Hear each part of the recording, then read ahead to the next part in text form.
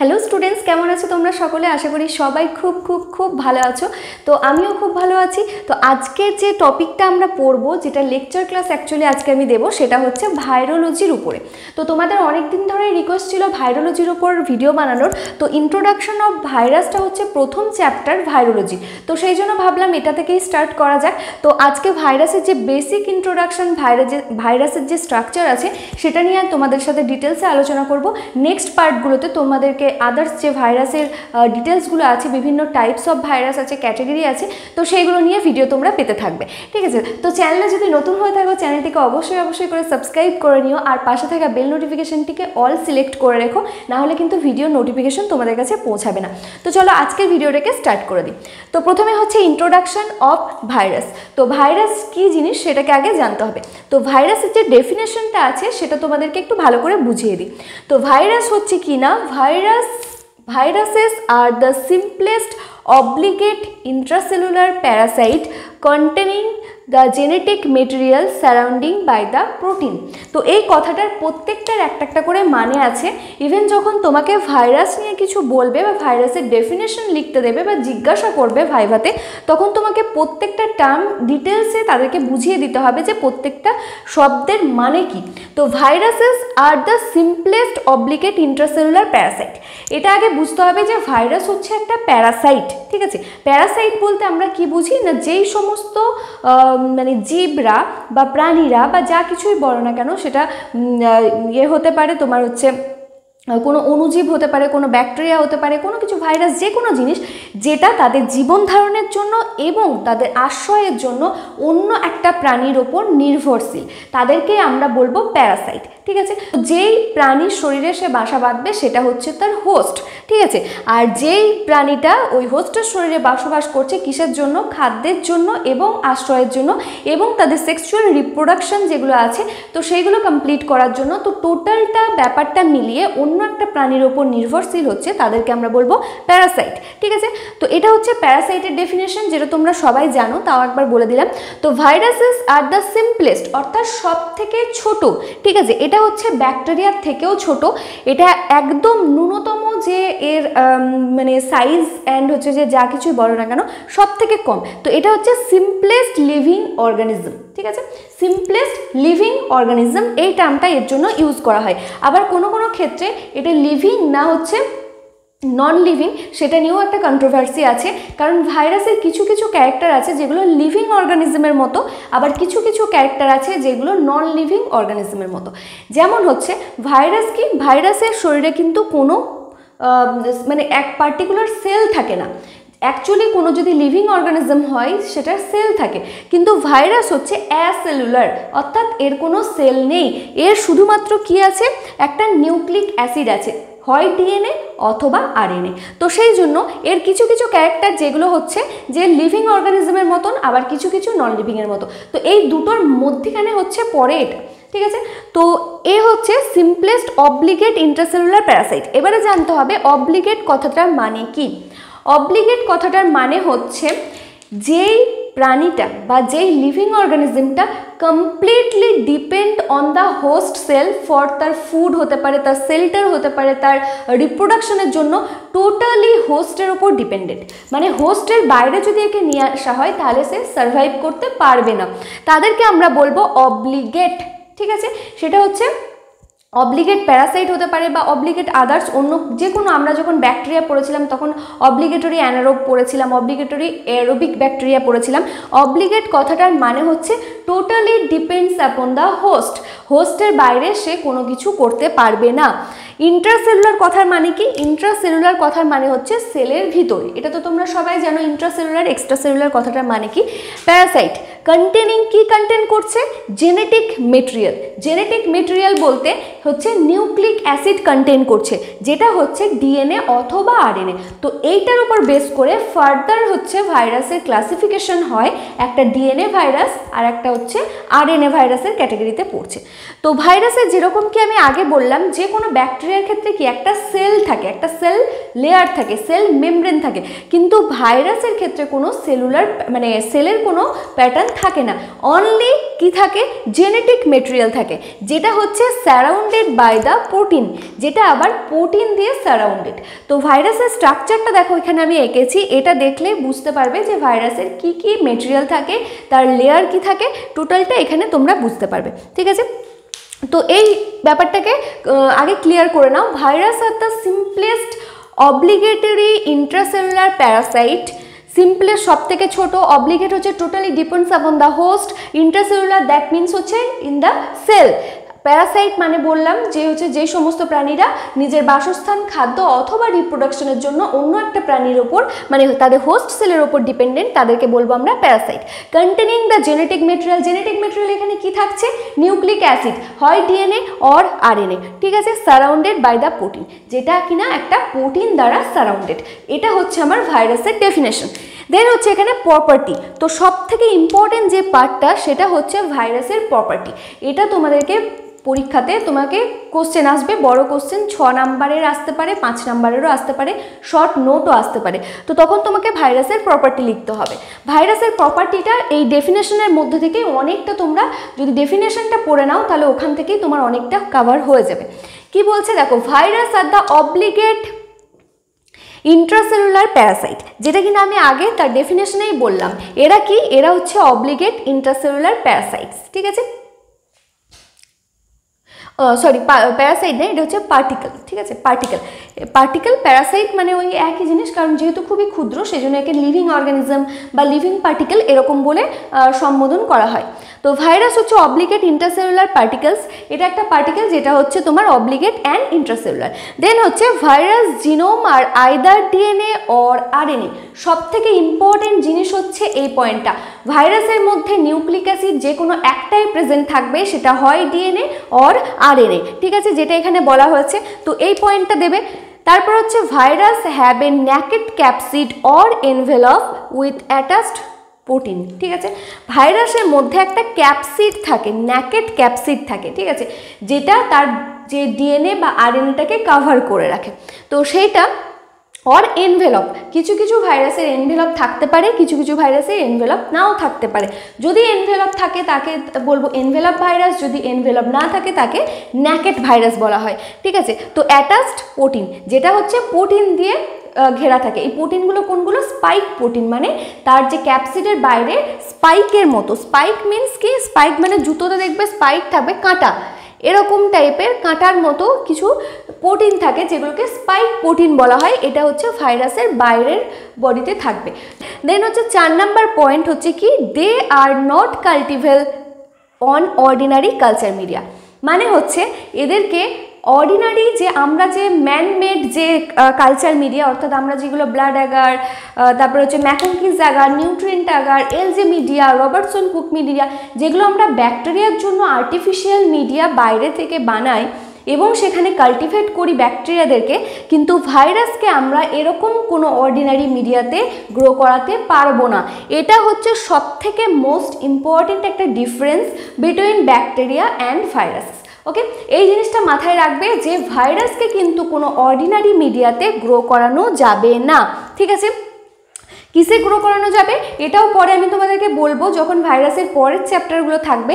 এখানে যে ভাইরাসকে যখন আমরা মানে বিভিন্ন পারপাসে ভ্যাকসিন তৈরির জন্য বা প্রিজারভেশনের জন্য বা হচ্ছে কাল্টিভেশনের জন্য যখন আমরা করি, তখন কি মানে কোন ধরনের জিনিসে তাহলে এদেরকে কাল্টিভেট করা হয়, এটা তো মনে প্রশ্ন আসতেই পারে। কারণ হচ্ছে কি হয় না, আমরা ব্যাকটেরিয়াকে প্রিজারভেশনের জন্য, ব্যাকটেরিয়া থেকে বিভিন্ন ভ্যাকসিন, বিভিন্ন টক্সিন এগুলো তৈরি করার জন্য কি করি, আমরা ওদেরকে কাল্টিভেট করি, সংখ্যায় বাড়াই, তারপর তাদের থেকে টক্সিন, ভ্যাকসিন যা কিছু বানানো সেগুলো বানাই। কিন্তু ভাইরাসকে কিভাবে প্রিজার্ভ করবো বা ভাইরাসকে কিভাবে মাল্টিপ্লাই করবো না, এর ক্ষেত্রে একটা সেল কালচার ইউজ করা হয়। সেল লাইন কালচার মানে হচ্ছে কোনো প্রাণীর, যেমন হচ্ছে সাপোজ এগ, ঠিক আছে, ডিমের যে হলুদ অংশটা আছে সেখানে কাল্টিভেট করা যায়, তার যে সাদা পার্টটা আছে সেই পার্টটাতে করা যায়। তারপরে হচ্ছে কিছু কিছু মাংকিদের এমব্রয়নিক যে পার্টটা থাকে সেখানে করা যায়, তাদের হৃৎপিণ্ডের ওপর করা যায় সেল কালচার। তো সেইগুলো হচ্ছে টাইপ 1, টাইপ 2 মানে প্রাইমারি, সেকেন্ডারি, এরকমভাবে সেল লাইন বা সেল কালচার বলা হয়।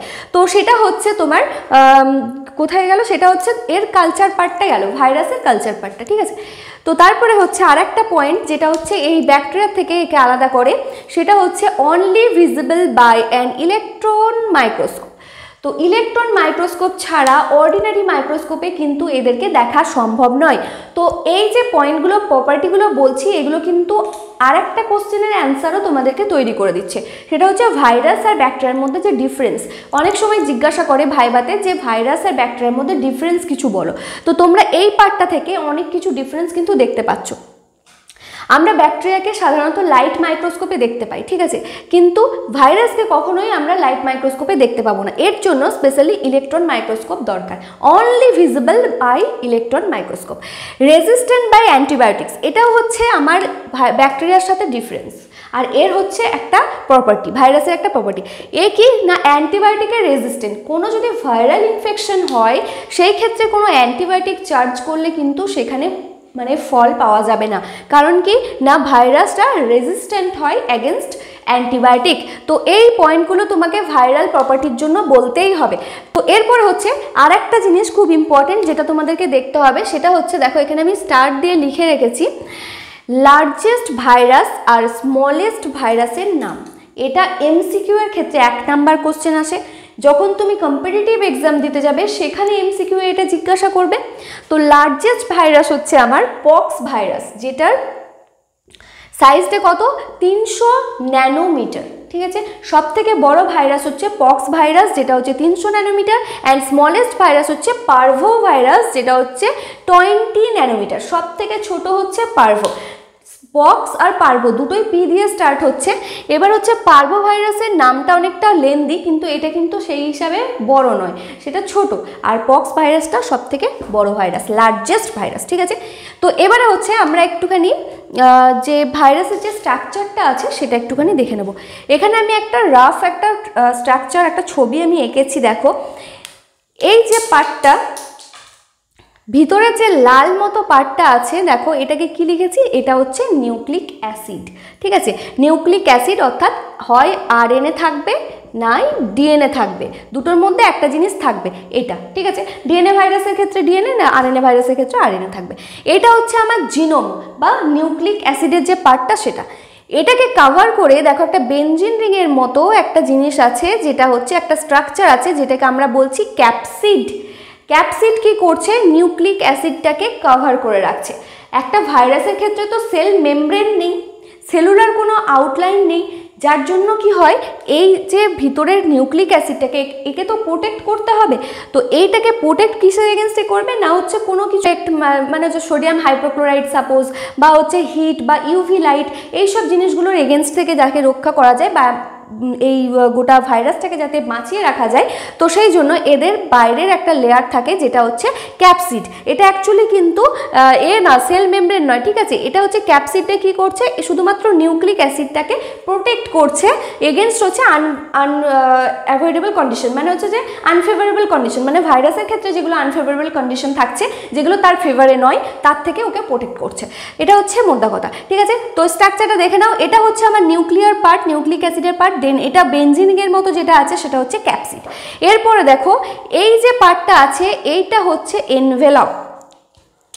ডবল লেয়ারের যেটা আছে এই পার্টটা হচ্ছে আমি যেটা এখানে ফিল আপ করছি, এই পার্টটা হচ্ছে এনভেলপ, ঠিক আছে।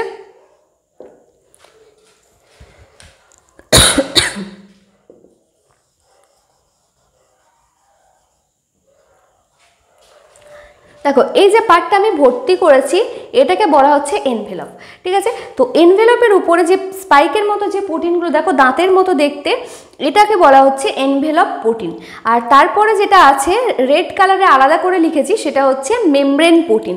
আর এই যে আর একটা দাগের মতো আছে এটা হচ্ছে স্পাইক প্রোটিন। অর্থাৎ এখানে যে ডেফিনেশনটা করেছিল সেটা মিলছে কিনা দেখো, virus are the simplest obligate intracellular parasite containing genetic material.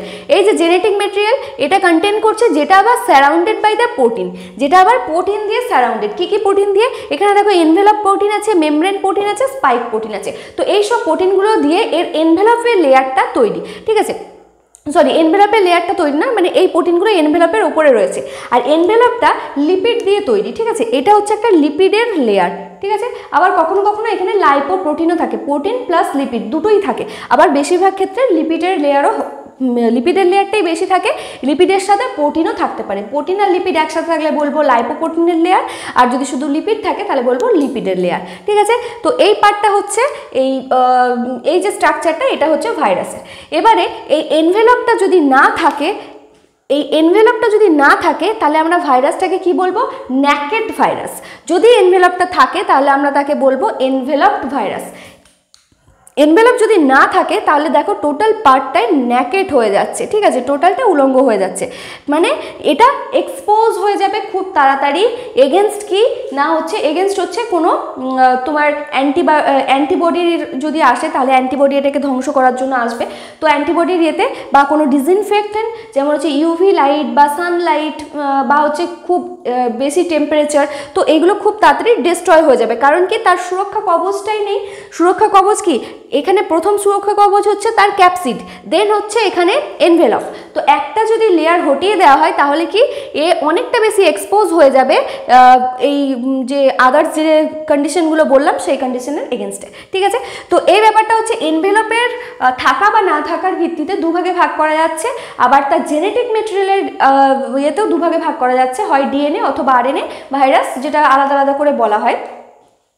আবার এর যে শেপটা আছে এই শেপটার এগেনস্টেও ভাগ করা, যেমন ব্যাকটেরিয়াদের ক্ষেত্রে কক্কায়, ব্যাসিলাই, রড শেপের ব্যাকটেরিয়া বিভিন্ন ধরনের হয়, তো সেরকম এর ক্ষেত্রেও বিভিন্ন ধরনের শেপ থাকে, তো শেপ অনুযায়ী আলাদা আলাদা নামকরণ করা হয়। ঠিক আছে, তো এবারে দেখো কি, এবারে হচ্ছে আমরা দেখব ট্রান্সমিশনের পার্টটা, অর্থাৎ ভাইরাস আমাদের শরীরে কিভাবে ট্রান্সমিট করতে পারে, তো সেই পার্টটা আমাদেরকে দেখতে হবে, যেটা হচ্ছে আমাদের সবথেকে ইম্পর্টেন্ট জিনিস, যে ভাইরাস কিভাবে ছড়িয়ে পড়ে আমাদের শরীরে। তো ট্রান্সমিশন অনেক রুটে হতে পারে, ভাইরাল ট্রান্সমিশন বহু রুটে হয়। প্রথম হচ্ছে সবথেকে যেটা বেশি ছড়ায় সেটা হচ্ছে রেসপিরেটরি ট্রান্সমিশন, অর্থাৎ রেসপিরেশনের মাধ্যমে, মানে আমাদের শ্বাস প্রশ্বাসের মাধ্যমে রেসপিরেটরি ট্রান্সমিশনের মাধ্যমে হাঁচি, কাশি বা হচ্ছে কথা বলা, এই রকম যে রুট আছে সেটার মাধ্যমে বেশি ছড়াচ্ছে, যেটা হচ্ছে রেসপিরেটরি ট্রান্সমিশন। এর এক্সাম্পল হচ্ছে ইনফ্লুয়েঞ্জা এ ভাইরাস। ইনফ্লুয়েঞ্জা কি না, ইনফ্লুয়েঞ্জা আমরা জানি হাঁচি, কাশি, সর্দি এইসবের জন্য দায়ী হচ্ছে ইনফ্লুয়েঞ্জা ভাইরাস। যে রিসেন্ট যে করোনা ভাইরাস ছিল সেটাও কিন্তু ট্রান্সমিশন হতো এই রেসপিরেটরি ট্রান্সমিশনের মাধ্যমে, যেটা হচ্ছে ড্রপলেট ইনফেকশন আমরা বলছিলাম, মানে আমরা যে কথা বলছি এই সময় যে থুতু যেই মাইক্রো ড্রপলেটগুলো যেগুলো ছড়াচ্ছে সেইগুলোর মধ্যে করোনা ভাইরাসগুলো ছিল। তো এটা হচ্ছে রেসপিরেটরি ট্রান্সমিশন, যেটা সব থেকে বেশি খতরনাক, সেটা হচ্ছে এই রূপটা। ঠিক আছে, দেন হচ্ছে fecal oral transmission. Faecal oral মানে হচ্ছে যেটা মুখের মাধ্যমে ছড়ায়। ঠিক আছে, ফেকাল অ্যান্ড ওরাল। তো ফেকাল ওরাল হচ্ছে মুখের মাধ্যমে, অর্থাৎ খাবারের মাধ্যমে যদি আমরা ইনজেকশন করি তাহলে সেই ক্ষেত্রে যেমন হচ্ছে জলের মাধ্যমে, জলবাহিত কিছু রোগ আছে, তো সেই জিনিসগুলো যেমন হচ্ছে হেপাটাইটিস এ, তারপর হচ্ছে হেপাটাইটিস সি, এইসব জিনিসগুলো কি হচ্ছে জলের মাধ্যমে, দূষিত জলের মাধ্যমে ছড়াচ্ছে। তো সেটা হচ্ছে তোমার এই ফেকাল ওরাল রুটে ছড়াচ্ছে, যেটাকে বলা হচ্ছে ফেকাল ওরাল ট্রান্সমিশন। এক্সাম্পল হচ্ছে এন্টারোভাইরাস। ঠিক আছে, দেন হচ্ছে এখানে blood borne virus. Blood borne অর্থাৎ ব্লাডের মাধ্যমে যে ট্রান্সমিশন হবে সেগুলো হচ্ছে কি hepatitis B virus. Hepatitis B virus এই জন্য বলা হয় যে এরা এমটি ল্যাব, অর্থাৎ ল্যাবরেটরি টেকনিশিয়ান অথবা হচ্ছে নার্সিং স্টাফ অথবা ডক্টর অথবা যেগুলো হচ্ছে আমাদের হেলথ সার্ভিসের সঙ্গে যুক্ত আছে, তাদের ক্ষেত্রে হেপাটাইটিস বি ভ্যাকসিনটা আগে দেওয়া হয়। কারণ কি, কারণ সব সময় তাদেরকে কি হয়, ব্লাড রিলেটেড কোনো কাজ করতে হচ্ছে। সাপোজ কোনো ব্লাড স্যাম্পল নিয়ে টেস্টিং করছি, আমার হাতে কোথাও কাটা আছে বা কোনো স্কিন কোনো জায়গায় ছিঁড়ে গেছে, কেটে গেছে, তো সেখান থেকে কি হয়, এইটা ছড়িয়ে পড়ার সম্ভাবনা সব থেকে বেশি থাকে। তো সেই জন্য ব্লাড বর্ন ডিজিজের, ব্লাড বর্ন যে ভাইরাস আছে, মানে ব্লাডের মাধ্যমে যেটা ছড়াচ্ছে, যে রুট হচ্ছে ব্লাড, সেখানে হচ্ছে হেপাটাইটিস বি এর নাম সবার আগে আসছে। দেন হচ্ছে সেক্সুয়াল ট্রান্সমিশন। সেক্সুয়াল ট্রান্সমিশনের সব থেকে প্রথম যেটা ভাইরাস যেটা ছড়ায় সেটা হচ্ছে এইচআইভি ভাইরাস। এইচআইভি ছাড়াও আরও অনেক ভাইরাস আছে যেগুলো হচ্ছে সেক্সুয়াল ট্রান্সমিশনে ছড়ায়, বাট এটা হচ্ছে সব থেকে বেশি পরিমাণে ছড়ায়। ঠিক আছে, দেন হচ্ছে animal and insect virus. Animal আর ইনসেক্টের মাধ্যমে যেগুলো ছড়াচ্ছে সেগুলো হচ্ছে র্যাবিস ভাইরাস। র্যাবিস ভাইরাস কার মাধ্যমে ছড়াচ্ছে, কুকুরের লালাতে প্রেজেন্ট থাকছে। যখন হচ্ছে পাগলা কুকুরে যদি কামড়ায়, আমরা বলি যে পাগলা কুকুরে কামড়েছে, তাহলে তখন র্যাবিস ভ্যাকসিন নাও, বা যদি আঁচড়ও কেটে দেয় তাহলেও র্যাবিস ভ্যাকসিন নিতে হয়, বা হচ্ছে যে বিড়ালে আঁচড়ে দিল বা হচ্ছে যে হনুমানে আঁচড়ে দিল, তো তখন সেই ক্ষেত্রে এখানে যে র্যাবিস ভাইরাসের ভ্যাকসিনটা নিতে হয়, কারণ এগুলো হচ্ছে অ্যানিম্যাল অ্যান্ড ইনসেক্ট ভাইরাস। ওকে, তো এই হচ্ছে আমার ট্রান্সমিশন। তো ট্রান্সমিশনের মধ্যে সব থেকে যেটা বেশি ইম্পর্টেন্ট ছিল, সব থেকে বলতে সবকটাই ইম্পর্টেন্ট, কিন্তু হচ্ছে রুটগুলো জানতে হবে যে কোন কোন রুটে ছড়ায়। রেসপিরেটরির মাধ্যমে ইনফ্লুয়েঞ্জা, ফেকাল ওরাল রুটের মাধ্যমে এন্টেরোভাইরাস, ব্লাড বর্নের মধ্যে হচ্ছে হেপাটাইটিস বি, সেক্সুয়াল ট্রান্সমিশন হচ্ছে HIV, আর হচ্ছে অ্যানিম্যাল অর ইনসেক্ট ভাইরাস যেটা হচ্ছে সেটা হচ্ছে র্যাবিস ভাইরাস। ঠিক আছে, তো এই হচ্ছে বেসিক ইন্ট্রোডাকশনের পার্টটা। তো এছাড়াও আরও কিছু কিছু জিনিস আছে যেগুলো হচ্ছে এর মধ্যে ইনক্লুড করলে ভালো হতো, কিন্তু একটা ভিডিওতে এতগুলো কভার করা সম্ভব নয়। তো সেই জন্য নেক্সট ভিডিওগুলোতে সেগুলো আরও ডিটেলসে আলোচনা করব। আজকের মতো এই মানে এতটাই রাখলাম ইন্ট্রোডাকশনের পার্টটা, এটাও মোটামুটি কভার করে দিয়েছি, কিছু বাকি এখানে নেই। তো আজকের মতো ভিডিওটাকে এখানেই শেষ করছি। ভিডিওটা কেমন লাগলো নিচে কমেন্ট করে অবশ্যই জানাবে, আর একটা করে লাইক অবশ্যই করবে। তোমাদের একটা লাইক আমাকে অনেক মোটিভেট করে নতুন নতুন ভিডিও বানানোর জন্য। বন্ধুদের সাথে অনেক অনেক শেয়ার করে দেবে, যারা এই ট্রেডে আছে, প্যারামেডিক্যাল ট্রেড বা নার্সিংয়ের স্টুডেন্ট আছো বা বায়োলজির স্টুডেন্ট আছে, তাদের সবার সাথে শেয়ার করো। আজকের মতো এখানেই শেষ করছি, দেখা হবে নেক্সট ভিডিওয়।